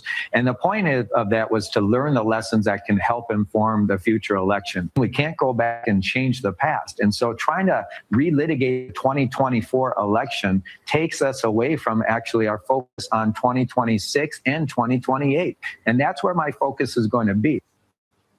You stupid guy. This Martin, who's running their party, he fought this. He didn't want to release it because he thinks it takes them back in time. But, you know, if you guys can't understand what the rest of the world sees plain as day, I think you might actually need the very expensive 200 plus pager. And I think you might actually need to release it so that maybe you can talk some sense into some of your people. I mean, when Hillary Clinton sounded like the common sense one out of the bunch, I don't know what to tell you. She went on one of those late night shows, whether it's Jimmy Kimmel or one of them. And like she got pounded because she actually tried to say, I don't think that the whole transgender thing is really our issue. Like they took her down fast. And I'm like, hey, take her down for that one. You guys do double down on that one all day long because I'm telling you, we'll lose. And what did they do? They lost. And they're going to keep losing because they just don't get it. I mean, I don't know how this happens. It's like they've been European-fied or something. Like they've just gotten so stupid. They you know the drill, like post-World War II, right? We spent a lot of money in the Marshall Plan trying to remake Europe. And the whole thinking was you want everybody to kind of just be like this. You don't want anybody to have a whole lot, anybody to have a whole little. It wasn't like full-on communism, right? But it's some variation of socialism. And the thought was, and look, you know, we bear some responsibility in this because we helped them put all this stuff in. And we were mom and dad. We should have been a little bit more hard-hitting back in the day. But hey, they've finally grown up and finally we're getting around to it. But the point being that you cannot re-engineer human nature. We are who we are. And we're going to continue to be who we are. And by the way, don't you love it? I mean, isn't that what makes life fun? If everything was just the same, then it wouldn't be really that exciting to pursue now, would it? So I think that this is what they keep missing in Europe. And this is what these sort of woke academics have tried to instill. And for whatever reason, you know who they've instilled it into? All the people that are going to these Ivy League and fancy schools. And as a result of that, you know what? The Democrat Party has been infiltrated by them, and the Democrat Party is now suffering badly because of it. Right? This is why you've got the AOCs of the world. This is why you've got, no belief in prosperity and no belief in upward mobility, because they see this as their opportunity to re-engineer the world. And it's bad, okay? It's really, really bad. Open borders, where does it come from? The liberal think tanks, the academics, the socialists, and the Democrats. So if the Democrats, and I read this today, and I like you had me on page one, like on page one, it's talking about the history of the Democrat Party and how it's always been, working class America. And I'm like, so what'd you do? You just abandoned your base. You totally abandoned them. You told them like it was, not worth having a vocational education anymore. You know what? Vocational educations are really damn important. And in the age of AI, guess what's going to matter? The plumber that can fix the toilet. Thank you very much. And I've known a lot of very successful plumbers. All right. And very successful electricians that have made zillions of dollars. Okay. Because they're good business people. Like, you don't have to have a PhD. Now, there's nothing wrong with education. Don't get me wrong, but you don't just get educated just to get educated. You got to have like some kind of goal, some kind of destiny. And a lot of these people just don't want it. It's transgender studies, for goodness sakes, a good old path to nowhere. And you'd think that, you know, on a day like today, when they get their 200-page report out making the rounds, that, you know, some of the Democrats might absorb it. Observe and absorb it. No, Karen Bass gets out there and does this little interview. This is the LA mayor, you know, the one that escaped to Africa for New Year's while her city was burning down. She went on with Politico today, and they asked her, was she willing to allow people that were not citizens to vote in elections? Now, what do you think the answer to that one should be? Ladies and gentlemen, drum roll, please. No. We love the look of traditional jute, but it doesn't stand up to sun, rain, or real life. So we engineered a new... No, with my Spanish accent. Okay, no, it's not happening. If you're Karen Bass, you just say no. We're not going to have people who are not citizens voting in our elections. We're not going to do it. And instead, Karen clearly didn't read the report, said this. Councilmember Hugo Soto Martinez, who has endorsed you, he wants to explore ways to let non-citizens vote in city elections. I know that there are some cities that already do this, but you know, politics is all about timing. With Donald Trump in the White House, is this the right time for Los Angeles to go down this path? Well, I think we need to explore it. Now, I've not seen exactly what he's calling for. I have a little familiarity of what happens in other cities. And for example, some cities will allow people to vote in like city council and school board elections because they pay local taxes, but they are not necessarily undocumented. They might be here completely legally, but have not finished the citizenship process. So we'll wait and see. Okay, like I said, especially on a day like today, Karen, when they're releasing the autopsy for what took your comrade Kamala right down, hook and sinker, it was her elitism, her belief in open borders, probably her belief that anybody could vote in an election as well. I mean, gosh, it's like not even a fair fight. Like, I kind of feel bad for them. It's not even a fair fight. Like, they don't stand a shot in HELL because they just can't figure their way out of a paper bag. And this is why, guys, I mean, I realize, I know inflation is challenging and scary right now, but this is why we should actually do well in midterms, because they just keep this up and it's over. I mean, look, even Massey couldn't pull a rabbit out of a hat. And this guy was an incumbent. Okay. So the last half hour, I'm going to do a lot of short ones. Go to 9 o'clock. So I'm going to see how many short ones I can get in.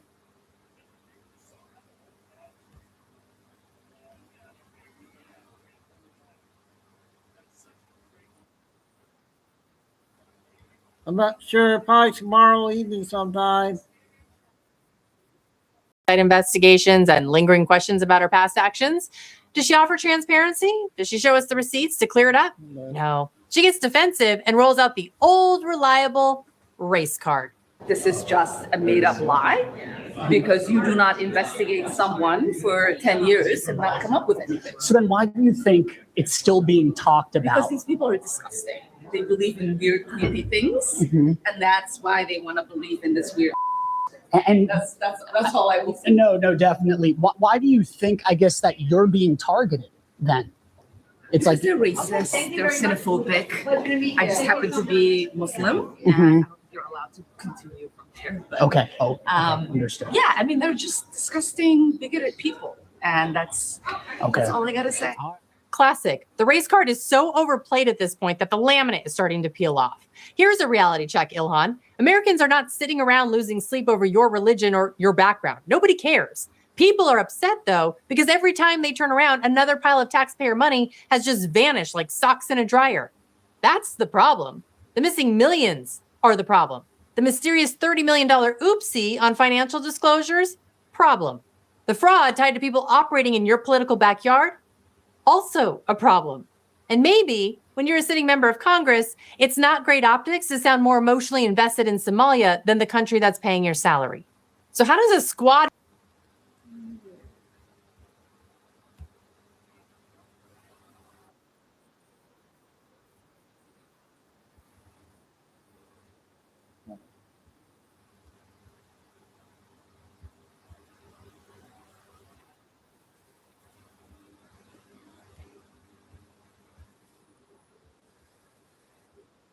Hello, it's Chico. I was wondering if after all these years you'd like to play. Screenshot your old posts, get you fired by the end of the day. You claim America first, but we see through the lies. Put Israel way up front while America cries. They say that time's supposed to heal ya, but I'm not finished yet. Purging all the disloyal loyalty tests. From the other side, I must have fired 1,000 guys. I look just like Billy with the makeup on. I'm the queen of setting traps, now your career is gone. Hello, hello, I wanna play a game. Guitar, bass in Idaho, that's a Muslim trap for me. Islamifying our country, no way, not on my watch. See no moderate Islam, that's what I preach loud. Purge lists getting longer, watch them all bow down. Hello, from the other side, I must have fired 1,000 guys. Pale face, crazy stare, jigsaw, it's me.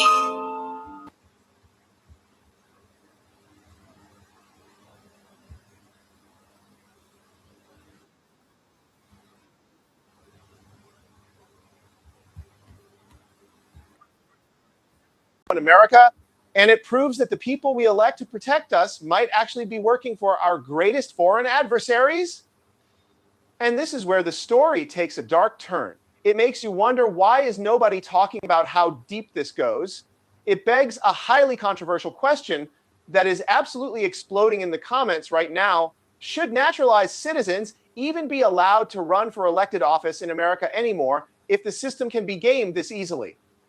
Wong is now facing up to 10 years in federal prison, but the damage might already be done. Her former fiancé was already locked up last year, raising massive questions about how long the government knew about this before finally stepping in. Think about your local government, the people managing your community, your taxes, and your family's future. You think they're looking out for you, right? But that's not even the craziest part. She wasn't just passing secrets. It's alleged she was running an online news site aimed at Chinese Americans, acting as a direct funnel for foreign propaganda. We are talking about articles denying genocides, completely controlled by a hostile foreign government. She would allegedly take screenshots of what regular Americans were reading and send the data back to her handlers. Let me know what you think in the comments. Is America doing enough to stop foreign spies, or has the system already failed us? Well, think again. Eileen Wang was a naturalized U.S. citizen who climbed the political ladder all the way to becoming a city official in Arcadia, California. Critics claim she completely abused the American dream, using her elected platform to feed information straight back to Beijing. Some political analysts argue that this infiltration is happening at every level of our society, from local mayors to college campuses through Confucius institutes. There's an escalating panic online that our entire system is being manipulated right under our noses. If local officials can be bought and turned against their own neighbors, what does that mean for your family's safety? Are we completely blind to a silent invasion? A prominent California political figure has just pleaded guilty in federal court to secretly acting as an illegal spy for the Chinese Communist government. This isn't a movie plot. It's happening right now on American soil. Many commentators are warning that this is part of a much larger, terrifying pattern. Remember the infamous Fang Fang spy scandal involving a U.S. congressman, or the top aide to the governor of New York who was linked to the Chinese government. Older generations are furious, claiming our national security has completely collapsed. Meanwhile, younger Americans are left wondering if any politician can actually be trusted. Breaking news. Okay.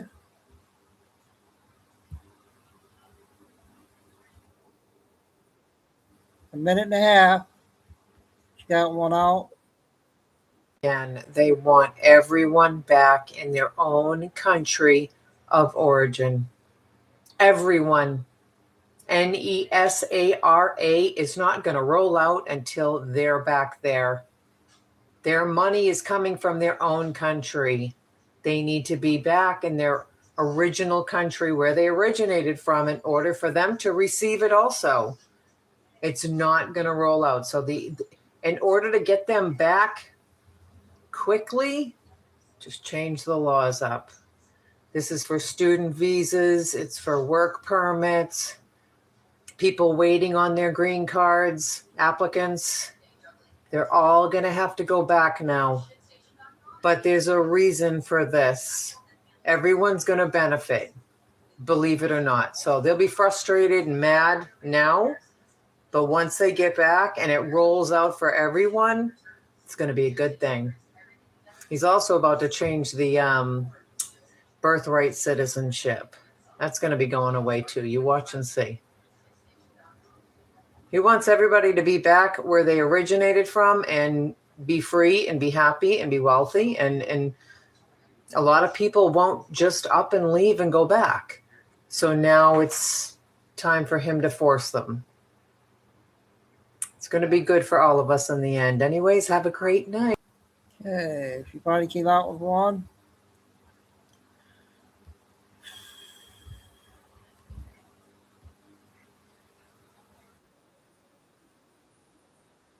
Yeah, see, Bear and girlfriend.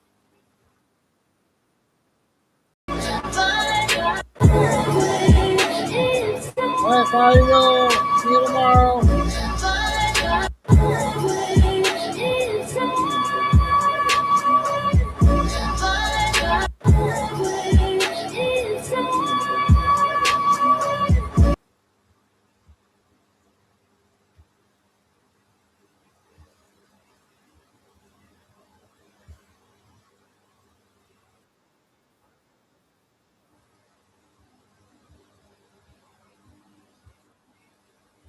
Tim Walz is sitting in a closed-door meeting at the Minnesota State Capitol. Not a public meeting, not on his official schedule, with tax executives from United Health Group, Target, and General Mills. 3 of the most powerful Fortune 500 companies on the planet. All of them headquartered in Minnesota. All of them in the same room telling the governor directly, do not pass this tax. The Minnesota Chamber of Commerce, representing over 6,000 businesses, including United Health, has already gone on record. Their president describes the relationship with Walz as tense. That was the diplomatic version. The companies are not overreacting. They are reading the math.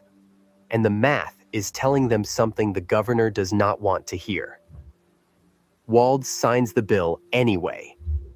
And what happens next, quietly, without a press conference, without a single public statement, is what this video is about. By the end of this video, you are going to understand exactly what Minnesota's tax code did to the state's most important employer, why the job migration to Dallas and Nashville is accelerating, not slowing, and why this story is not just about United Health Group. It is about what happens to every worker, every neighborhood, and every local government left behind when a $400 billion company quietly decides to grow somewhere else. Let's get into it. Before we go any further, subscribe to this channel if you want to keep following what the numbers say underneath the announcements. Hit the like button right now. And here is the question I want you to answer in the comments. If Minnesota cannot hold United Health's growth, which major employer do you think leaves next? United Health Group was founded in Minnetonka, Minnesota, not in New York, not in California, not in some coastal financial hub. It started as a modest managed care organization. Over the next 4 decades, it did something almost no American company has ever done. It became genuinely dominant in one of the most complex, heavily regulated industries in the country: healthcare, insurance, data analytics, pharmaceuticals. All of it was built from a suburban campus in the upper Midwest. Today, United Health Group pulls in $400 billion in annual revenue. That is not a typo. It employs north of 400,000 people globally. I just need you to... Okay, Minnesota news. I got 3 more short ones, guys.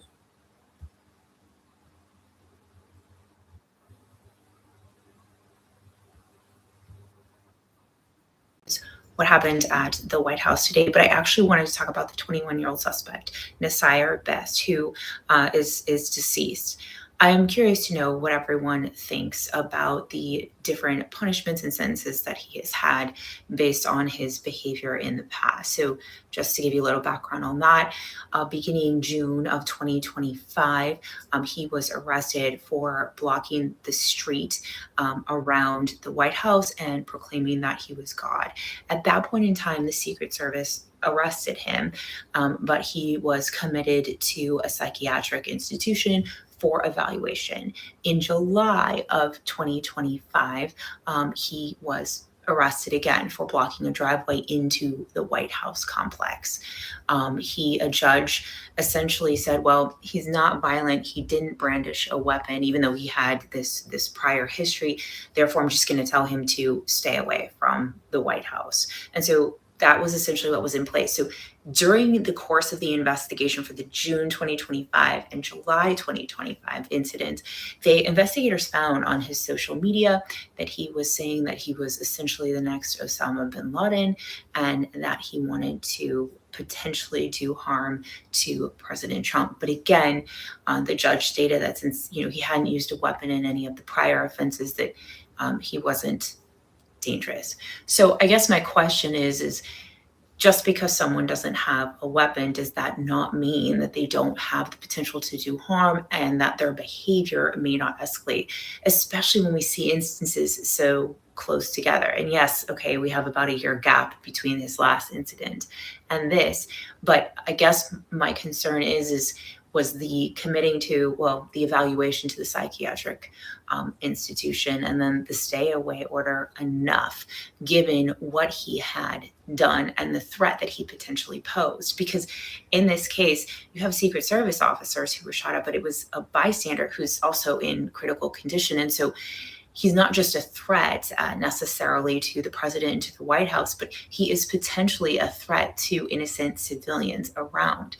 And so I think that raises the question of, do we need to look at different types of punishments and sentences for individuals who habitually, I guess, do things like this? So I'd be curious to know what everyone's thoughts are. Okay, another one of our news ladies. I got 2 short ones from the guy from California. He has been on last couple of days.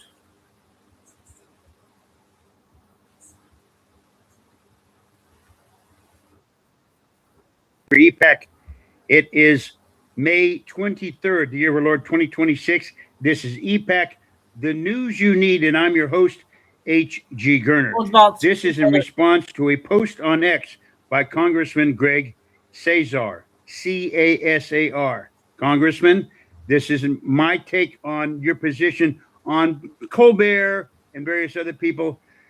This is how the cow eats the cabbage. The mainstream Marxist media, Colbert and all the left-wing Marxists within our mainstream Marxist media, push only one thing: the Marxist agenda, the Marxist narrative, that America is inherently bad. Americans that are white are predominantly racist. And last but not least, they're pushing their narrative that they are waging a political, or what's called an asymmetric, unconventional type of warfare, which is called political warfare, on America, our society, and our nation as a whole. Congressman, let me put it to you succinctly. You have no idea what you're talking about. And if you do know what you're talking about, you're exactly what is the problem in this country. Marxists like you, Congressman, are waging war on this country to take ownership. We know what you're doing. How in the heck did Donald Trump get elected again with the popular vote and the electoral vote? It was a landslide of major proportions. We know what you're up to. You can't hide any longer. You can't use racism as a tool or as a weapon. And guess what? The people of color have been used by the Democrats and the Marxists in this country to wage their war on this country and take control of everything by expanding the government to such a behemoth that nobody can get away from it. These Marxists, like you, Congressman, want to take ownership of this country. You can't hide anymore. We know what you're up to. We, like me, I'm going to preserve and protect this nation. We love this country. We think you do too, but you want to take ownership of this country. We want to preserve it. We like it just the way it is. This is a nation of laws, and we want to keep it that way. Okay, last one.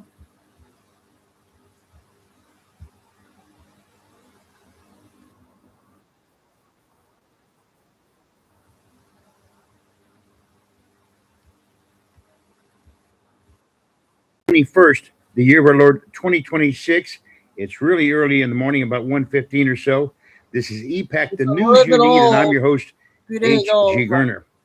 This is in response to a gentleman that I've met and I've had a conversation with here in California, Mr. Sam Gallucci. He's running for Congress in the 26th District of California.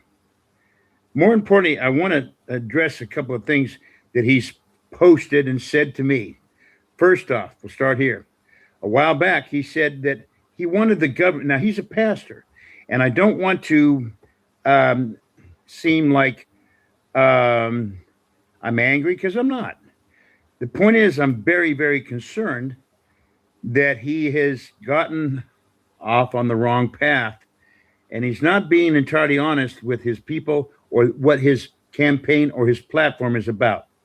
He's a pastor, believes in Christ. He's helped a lot of people, but he's using the church as a springboard to become a congressman. And we don't want to. Here's the important thing, and this is that, bless his heart, he means well, but he's going way off the path.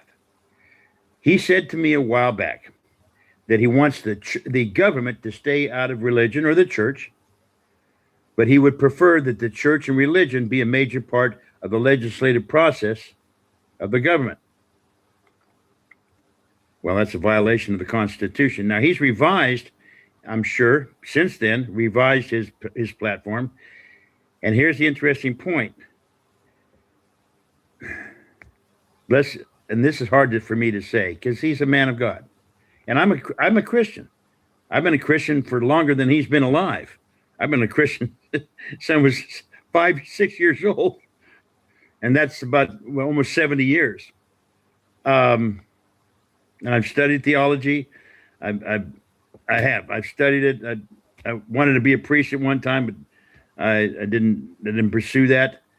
But more importantly, he's gotten way off the path. You don't want to have pastors being the legislators, okay? That's just the way it is. There is a massive, I guess, I wouldn't say massive, but a firm wall between the church and the state. He thinks the church should be a big part of the legislative process of the government. But more importantly, I'm going to show you a couple of things here and make some statements. This is hard to say. He has no idea how the government works. I'm a former appointed public official, okay? I know exactly how the government works. I'm going to show you something here in a minute, and I'm going to critique those, okay? Hang on. Stay with me. Okay, here we go. Love my country. And when I look at the current situation across this country, the politicians have forgotten why they're there. What? So many of them have forgotten that they're there to serve the people. And as a pastor, that is the calling of my life, is serving people. And we have too many politicians that have forgotten that they're there to serve the people. Okay. All right. He feels that many of the congressmen in Congress no longer know how to do their job. They're not doing their job. They've gotten away. Trust me, Pastor, the members of Congress know exactly what they're doing, okay? You might be thinking about the Democrats or something like this, but the Republicans, and there's many Democrats that actually want to preserve this country as well. But there's Marxists within our country and within our government that want to basically, or that are not want to be, they're waging war on this country. Look what Hakeem Jeffries just did recently. He declared maximum warfare everywhere all the time. These are Marxists. But Pastor, believe me, the congressmen in Congress, 99% of them, even the Democrats, know what their job is. They face it every day. They're out there in their offices in Washington, D.C., doing their job. It is a difficult job. And to think that basically, and here's the read that I get on this. Mr. Gallucci believes that he will come into Congress if he's elected and show these people how to do their job. I don't think I've ever heard anything more arrogant in all my life. He's never been in office ever. He's never been in an elected position. He's never been appointed as a policy advisor. I'm a former appointed public official. I was a policy advisor. I know exactly how the government is run. I've dealt with it. These people, he's going to come in there with this high hand and show these congressmen how to do their job. Pastor, stick to teaching the laws of God. Stick to teaching the laws of Moses. I want you to, ladies and gentlemen, I want you to watch this next clip, and this will kind of seal it. Watch, just watch. All right, here we go. He's going to be talking about the basic, this is Sam Gallucci, talking about the basic minimum wage. Listen to this. Hold on to your hats. Minimum wage to live in Ventura and LA counties? Well, it's this. It's $106,000 a year. No, it's not. Never get there on the entry-level wage, which is what, frankly, the Democrats always focus on. But what is needed is to turn this district that I'm running for Congress into the job mecca of the state of California. Listen. I will bring the trade schools, best-in-class trade schools, here to this district, and we will be able to create an environment for our young people can get the best jobs above that minimum. Stay with me. Mr. Gallucci, Pastor Gallucci, is talking about bringing the best-in-class trade schools to the area and getting people jobs that are over $106,000 a year in pay. I make on average about 65, a little bit more, on average $65,000 a year. I'm a builder, okay? Some years are good, some years are really good, some years are really bad. But more importantly, Pastor, you say bring best of class trade schools, but say nothing about bringing jobs, bringing industry here. We have three major industries: agriculture here in this county, in this district, agriculture, fishing, and I guess what you might say, technology. Up in Santa Barbara, there's some technology, et cetera. It's a longer story. But agriculture and fishing, and there's building going on. But the important thing is, ladies and gentlemen, as much as Pastor Gallucci wants to be a congressman, we must separate church and state. He wants to make church and religion a major part of the legislative process of government, federal government. That's not going to work. Second of all, he's going to come in there and show these people how to do their job? No. Thirdly, a pastor's job, and I'm a Christian, like I said, okay? A pastor's job, or what? Here's the best way I can tell you. Jesus Christ came to earth basically to do what? To renew the Jewish faith, not to abolish it. He wanted the rabbis to get away from governing and legislating the laws of man and transcend the laws of man and teach what they were designed to do. Teach the laws of Moses. Pastor, teach the laws of Moses. Teach the laws of God. Stay out of government. You're going to get lost, and with your arrogance, you're going to be, well, here's the thing. You'll get blackballed in about 10 minutes. When I was an appointed public official, I spent the first year, I did it for 4 years. I volunteered. For the first year, I didn't utter a word. I sat and listened. I learned. Then I started making an impact. A whole year, I learned. And it was the most wonderful experience I've ever had in my life. Let's see what happens. Mr. Gallucci, stay out of government. Transcend the laws of man. Stay out of the laws of man. Continue to teach the laws of Moses. You're going to. Okay, we're caught up with the news guy out of California. All right, that's going to wrap it up for Sunday, you guys. And tomorrow is Memorial Day. I'll have a couple of videos I'll play at the beginning, like I always do on Memorial Day and all that. So I'll play a few videos. I'm not sure what time. Probably one show tomorrow, so I'm not sure what time. Play it by ear. See how things go. If anything breaks, if I find anything good, I'll be on early if I find anything. So, thanks, Bud. Okay, Lucy, Tim, Carol, and everybody have a good rest of the weekend. God bless. Remember, please hit the like. Stay safe, stay strong, keep the faith. Never give up. Signing off, Chico Dude, for a Sunday evening. And we'll see you sometime in the afternoon tomorrow.